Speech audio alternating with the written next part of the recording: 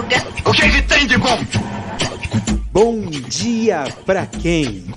Fique por dentro das notícias do dia da pior forma possível. Apresentação: André Arruda. E aí, meu povo? E aí, minha pólvora? Sou eu, André Arruda, e esse é mais um Bom Dia. Bom dia pra quem? Terçou no teu sol. Mudei o bordão. Por quê? Porque a gente sabe que ter sol é uma doença autoimune. É uma coisa mais negativa, né? Não que as pessoas que têm ter sol, elas têm o direito de viver normalmente a vida delas, mas acho que é melhor mudar, né? Para poder não ficar aquela coisa estranha, né? Então, ter sol no teu sol. Mais uma terça-feira, véspera de feriado, né? A gente entende que hoje é dia 1º. Olha só que coisa, gente.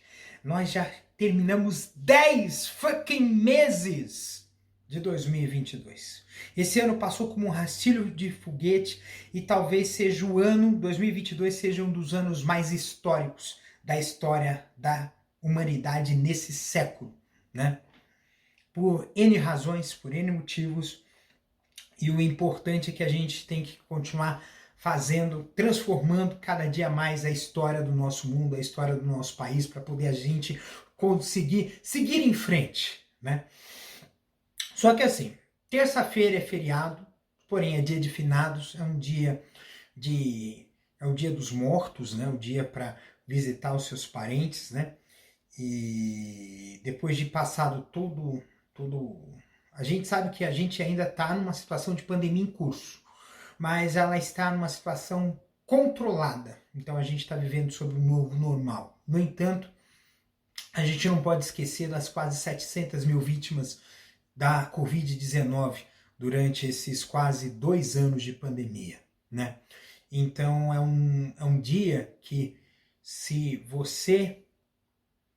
é um dia para respeitar as pessoas, os seus parentes que se foram, né?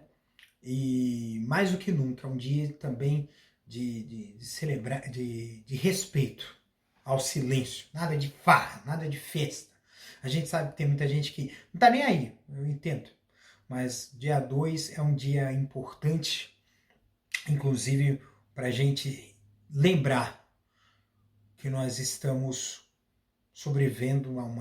nós sobrevivemos a uma situação de pandemia. E às vezes a gente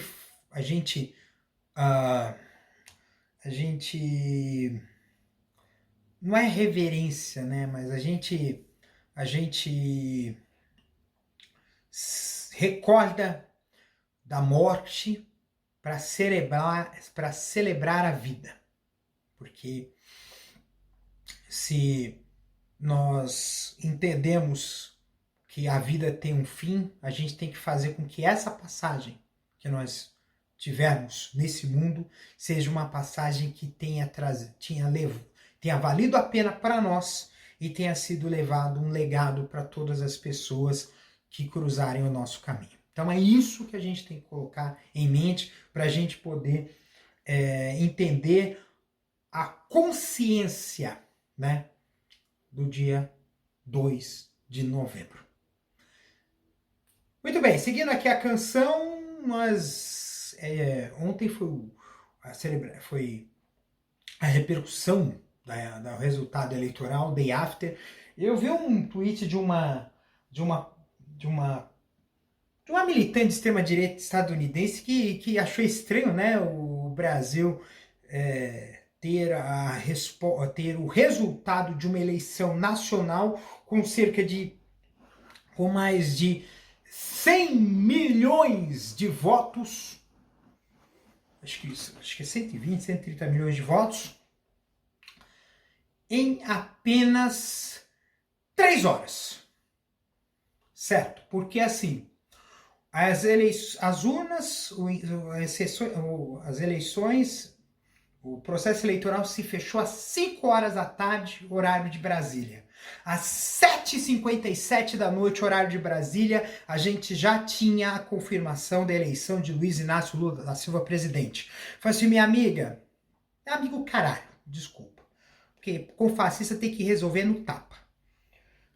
Minha senhora estadunidense, trouxa, aqui no Brasil, 100% das urnas, 100% da eleição é informatizada, tá? Todas as sessões eleitorais têm urnas eletrônicas em que os eleitores digitam o número do candidato na urna. E esses dados são gravados na urna e o processo é tão rápido que, assim, a gente já sabe o resultado da urna eletrônica, da sessão eleitoral, às 5 horas da tarde, tá? Para você largar de ser trouxa. Aprende, Estados Unidos, aprende, tá? Aprende. Porque aqui você tem eleição digital, auditável e rápida, de resultado rápido, entendeu? Então, me desculpa, amiga. Aqui é nós, cara. Xenofobias à parte, né? Mas eu sou mais Brasil. Sou mais Brasil. Né? É lógico, falou mal do presidente Lula, falou que serão 4 anos negros para o Brasil. 4 anos negros foram esses que nós tivemos com Bolsonaro. Esses anos foram negros. Mas também não vive aqui para saber. Então, é muito fácil. É muito fácil criticar do lado de fora. É muito fácil ser torcida, difícil é ser jogador. No campo.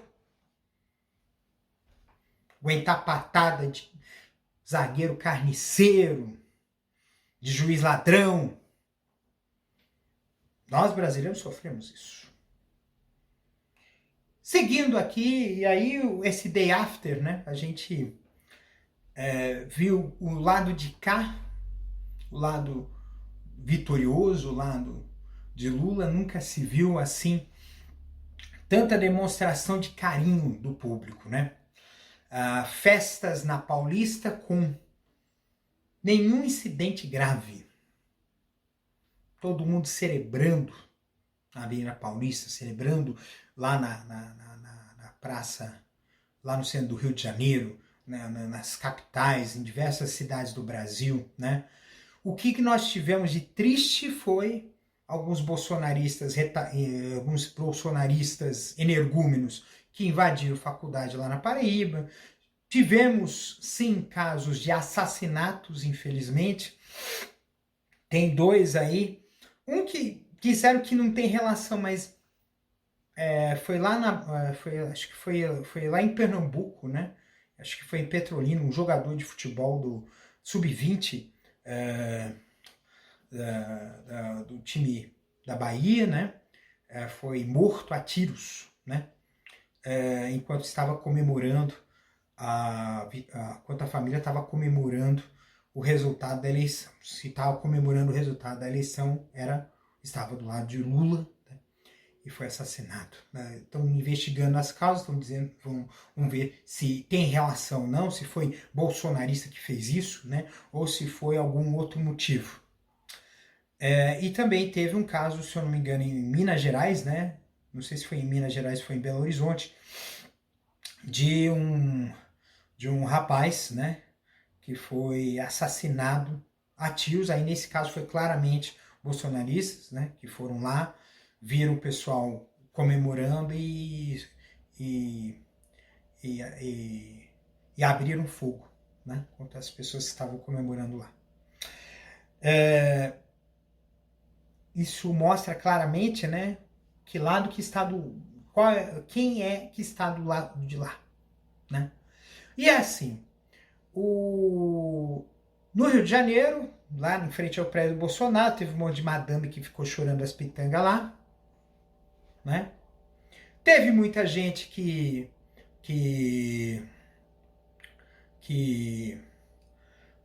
falou que estava de luto, né? E eu até mesmo agradeço a vocês, que vocês me avisarem, né? Que vocês são bolsonaristas, Porque apareceu que tá de luto na minha timeline, eu já pego e já dou um follow. Já desfaço a amizade. Porque eu não faço questão de gente que não tem consciência. Não tem consciência de classe, não tem consciência de país. Tá de luto. Onde já se viu ficar de luto por causa de um cara que nunca valorizou ninguém.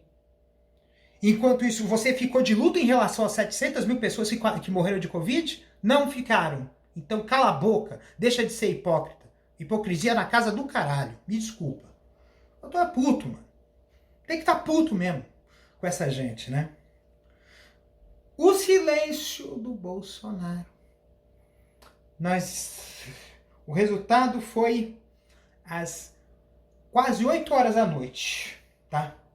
Eu gravo sempre na véspera. São 11 horas e 13 minutos do dia 31 de outubro. Até agora. Então, se são 8, 9, 10, 11.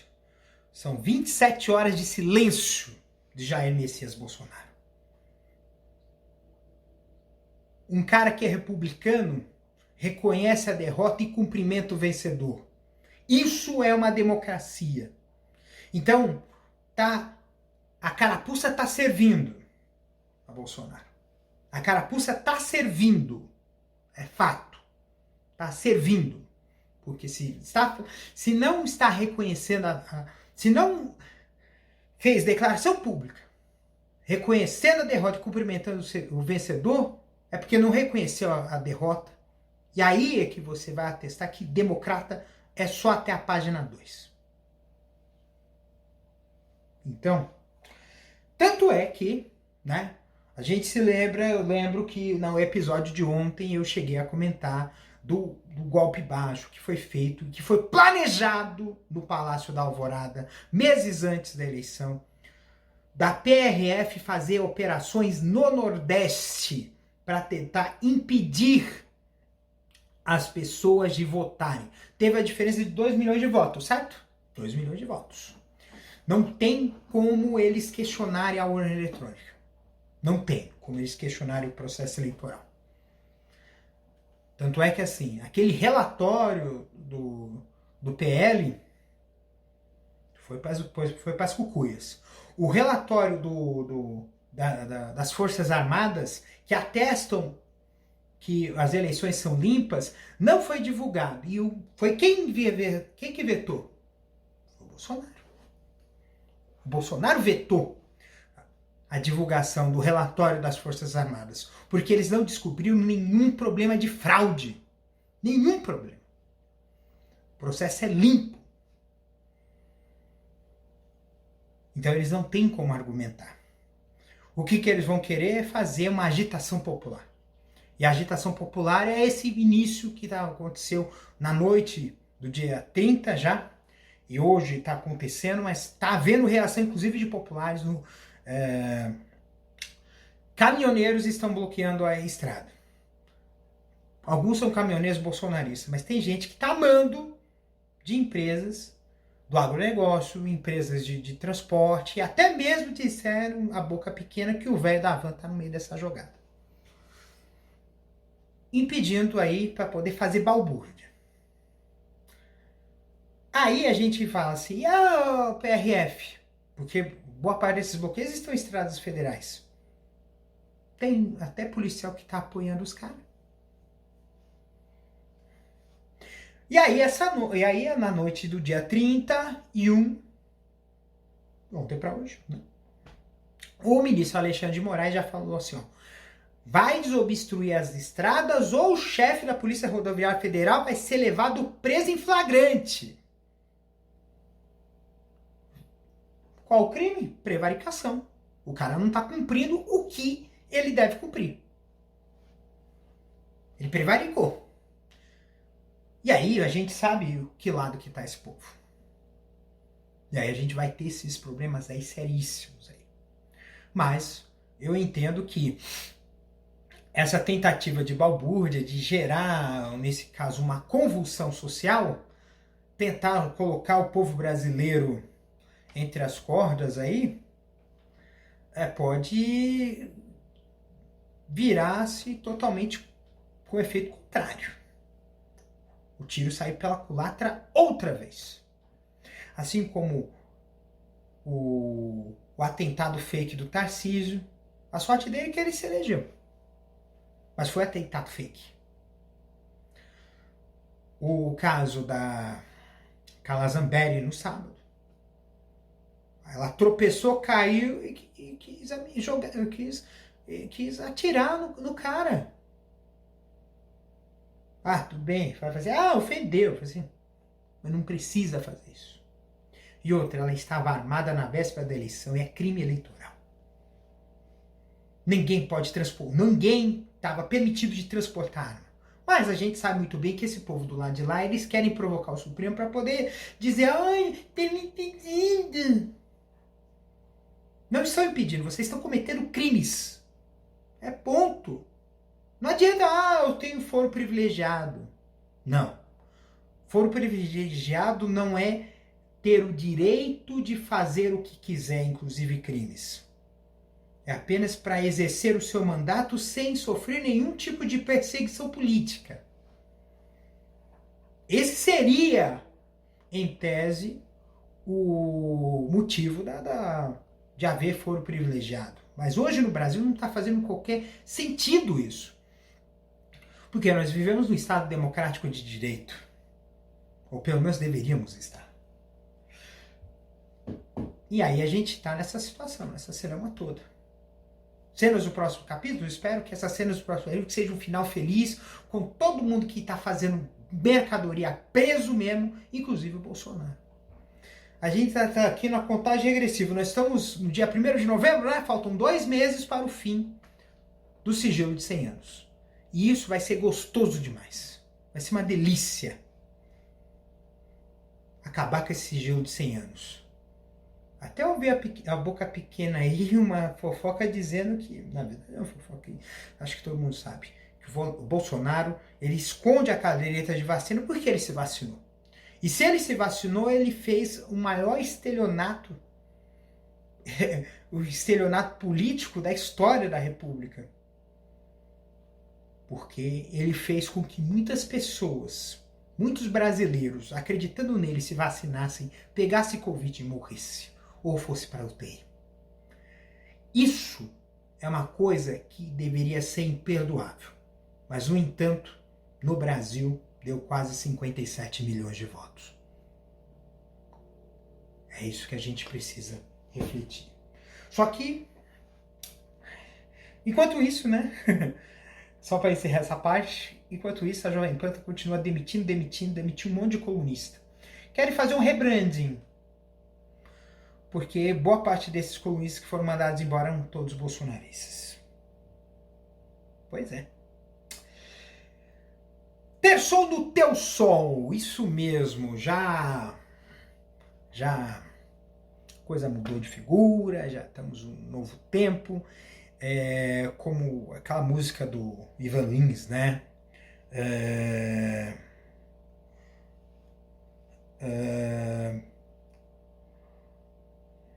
E lasqueira. Ivan Lins, Um Novo Tempo.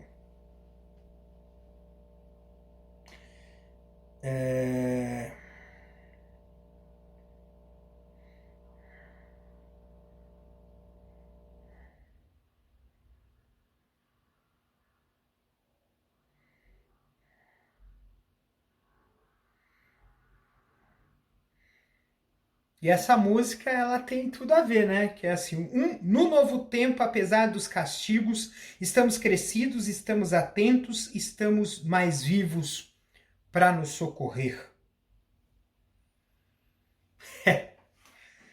Lembrei na hora dessa música do Ivan Lins, né? Um novo tempo se chama. Né? É uma música de fim de ano. Certamente esse álbum, né, Um Novo Tempo, do Ivan Lins, foi lançado no final de ano. É bem tradicional no Brasil artistas lançarem álbuns no fim do ano. Simone lançava álbum no fim do ano, Ivan Lins lançava álbum no fim do ano, Roberto Carlos lançava álbum no fim do ano. Porque tem uma outra questão. Além da tradição de Natal, você tem uma tradição econômica, né? Porque quase todo mundo recebe 13º no final do ano. É ou não é? Mas, voltando aqui à vaca fria, né? Falar de um novo tempo, né? Só que esse novo tempo a gente precisa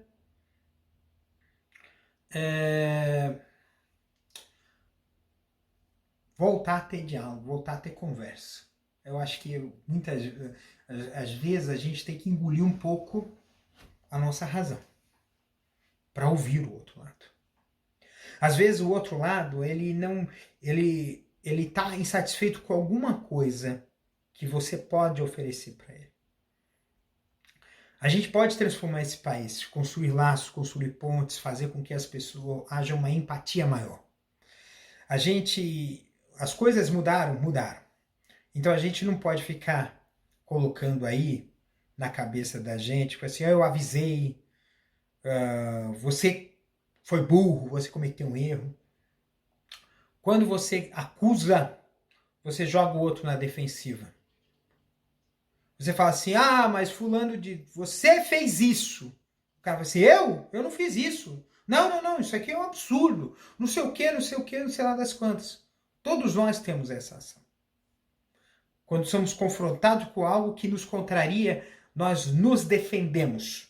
É uma posição, é uma atitude natural do ser humano.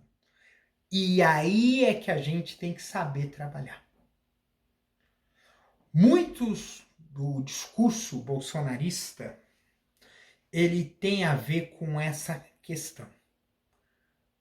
Muitas dessas pessoas entraram nessa aventura porque elas se sentiram ouvidas.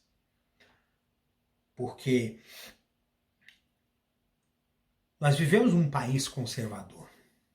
Nós vivemos um país patriarcal. Nós vivemos um país homofóbico. Nós vivemos um país racista. Vivemos um país opressor. E vivemos num país em que nós não, apenas uma pequena quantidade de pessoas tem um nível de educação que permita fazer esse discernimento. Boa parte das pessoas não é educada, é instruída. E isso é ruim, porque isso faz com que as pessoas elas sejam facilmente manipuláveis. Elas possam acreditar em qualquer verdade. O pós-verdade surge muito disso aí. E aí é que vem a questão do diálogo. Porque quando a gente se envereda no conhecimento, muitas vezes a gente se sente mais rico, mas aí é que está o erro. Porque conhecimento, eu aprendi com uma pessoa, inclusive uma pessoa que faz muitos anos, faz cerca de 20 anos que faleceu, um rapaz jovem, inclusive. O nome dele era Reinaldo, né? E eu aprendi pelo anti-exemplo dele. Ele era um cara super bacana, mas quando eu pedia, quando eu falava com ele, olha, me ensina a fazer isso aqui, para poder eu te ajudar a fazer, coisa e tal, assim, não. Porque se você aprender o que eu vou fazer, que eu sei fazer, eu vou deixar de ser útil. E aí eles vão me mandar embora. Aconteceu que ele cometeu um erro, foi demitido, e eu tive que assumir, mesmo sem saber tudo, o trabalho dele. E é lógico que me dói bastante, porque eu gostava muito dele. Pra caralho. E eu queria que ele tivesse vivo. Mas eu não sei se ele estaria do mesmo lado que eu, porque muitos desses meus ex-colegas que trabalharam comigo nesse primeiro trabalho, nesse primeiro emprego formal que eu tive, hoje são bolsonaristas. É triste. Mas o que ele me passou foi o seguinte, que eu acabei aprendendo, conhecimento é valioso quando ele é compartilhado. O conhecimento, quando você ficar acumulado, não vale nada. Porque acaba perdendo a sua serventia. Pilhas de livros guardados podem ficar bonitos numa estante, mas elas viram um monte de lixo quando a gente não faz uso desse conhecimento. E eu digo para vocês, gente, a gente precisa sim ter essa consciência de transformar, de deixar essa soberba de dizer eu sei mais do que você é a pessoa, você é burro, você é ignorante, e começar a trocar conhecimento com essa pessoa. Às vezes, essa pessoa ela tem alguma coisa a nos ensinar. E ela tem muito interesse também em aprender. E para isso, a gente precisa deixar de construir muros. Dizer que essas pessoas não valem porque elas não sabem. Mas sim que essas pessoas merecem também ter o mesmo conhecimento que você. Merecem ter a oportunidade de conhecer aquilo que você já conhece. É isso que a gente pode fazer para transformar o mundo. Essa é a forma que a gente tem que fazer para combater as fake news. Eu vejo muita gente que faz militância no telefone ou que fica fazendo discursos dentro de universidades. São discursos, inclusive, muito bonitos, mas que não chegam lá no pessoal da periferia, que não chegam no pessoal que está no chão de fábrica, que não chegam no pessoal que está arando a terra. Não chegam. E isso faz com que, se não tem a informação que façam que essas pessoas mudarem, elas vão receber a informação daquilo, de quem quer fazer com que elas continuem no lugar onde está. E aí a gente sabe porque nesse Brasil boa parte da mídia desse país é controlada por poucas famílias. São 7 famílias controlando quase todos os meios de comunicação desse país. Porque sabem que se houvesse uma comunicação plural, o Brasil seria um país mais justo e eles não seriam tão poderosos quanto eles são hoje. Vale a pena a gente refletir. Vale a pena a gente descer um pouco do salto e começar a ter esse tipo de consciência. Eu entendo que vocês que... São pouca gente que está me ouvindo, mas eu espero que essa garrafa que eu joguei no mar, desse mar cibernético, possa chegar nos ouvidos e nos olhos de pessoas que vão fazer a diferença, que vão fazer bonito, vai mudar tudo esse país, que vai mudar para melhor. E não adianta achar que isso vai mudar de uma hora para outra. Não existe mágica. Não existe. O existe é processo. Existe é uma construção. Eu sempre lembro daquela história da Catedral de Barcelona, não sei se é de Barcelona ou Madrid, que está há mais de 700 anos construindo e ainda não está pronta. O mundo é assim, uma eterna construção. E é uma construção inacabada e que não vai acabar nunca. Mas a gente tem que ter a noção de que a gente tem que continuar construindo. E o Brasil, para a gente se construir, a gente precisa reatar os diálogos. É difícil. Então a gente pega aquelas pessoas que tem que se você bater um papo, elas vão te ouvir. Então, gente, é isso aí. Pessoal, dia 2 é feriado. Não tem bom dia para quem. Só na quinta-feira vai quintar no quintal. Esperamos que sim. É uma semana mais curta, 4 dias com um feriado no meio, mas é um feriado para a gente usar de temperança. Um beijo no coração de vocês. Cuide-se até amanhã. Não! Até depois de amanhã! Sim! Um beijo! Este episódio é uma produção da Castor AMT, www.castor.com.br.